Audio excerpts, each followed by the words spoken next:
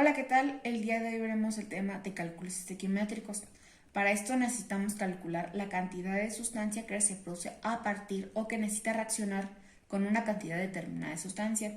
Para esto, el método más común es el mol-mol o reacción molar. ¿Y qué es una reacción molar?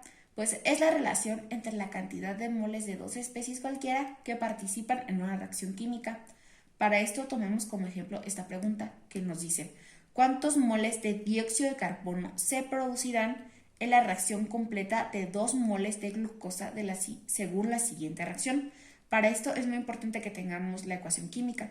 Entonces, hacemos una regla de 3 para convertir de moles de glucosa a moles de dióxido de carbono.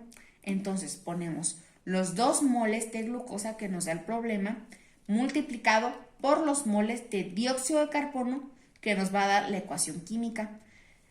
Para calcular, para identificar cuántos moles hay en la ecuación química, nos basaremos en el coeficiente. Entonces, aquí tenemos 6. Basándonos en esto, entonces decimos que tenemos 6 moles de dióxido de carbono. Esto dividido entre los moles de glucosa que tenemos en nuestra ecuación. Como aquí no tenemos ningún coeficiente, nos basaremos que tenemos 1 mol de glucosa. Esto para eliminar la glucosa y que quede solito el dióxido de carbono.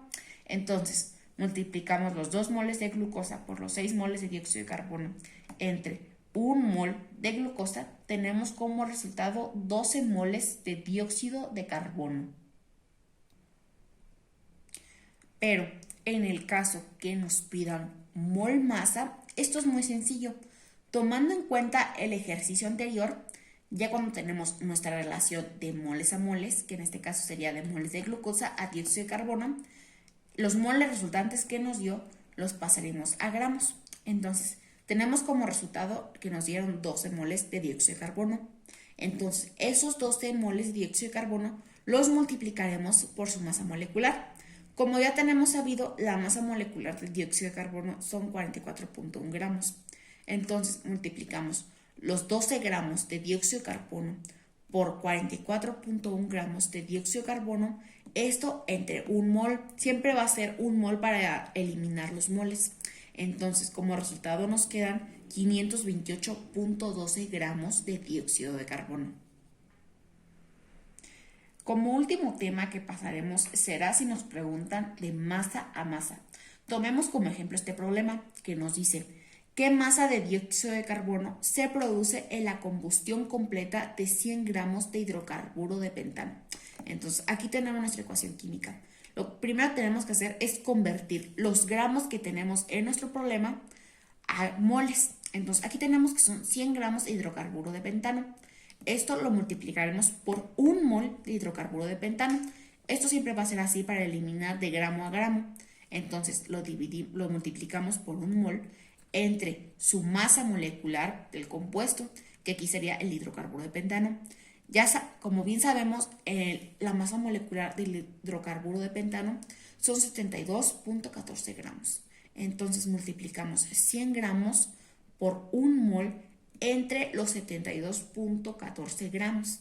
Como resultado, tenemos 1.38 moles de hidrocarburo de pentano. Ahora pasamos a nuestra conversión. 1.38 moles de hidrocarburo de pentano lo multiplicamos por 5 moles de dióxido de carbono, los 5 moles que tenemos en nuestra ecuación química. Esto dividido por 1 mol, ya que no tenemos ningún coeficiente que nos determine cuántos moles hay, entre 1 mol de hidrocarburo de pentano, dándonos como resultado 6.9 moles de dióxido de carbono. Como último paso, pasaremos los moles a gramos. Entonces tenemos que 6.9 moles de dióxido de carbono lo multiplicaremos por 44.01 gramos de dióxido de carbono, que es su masa molecular entre 1 mol para eliminar moles. Tenemos como resultado 333.69 gramos de dióxido de carbono.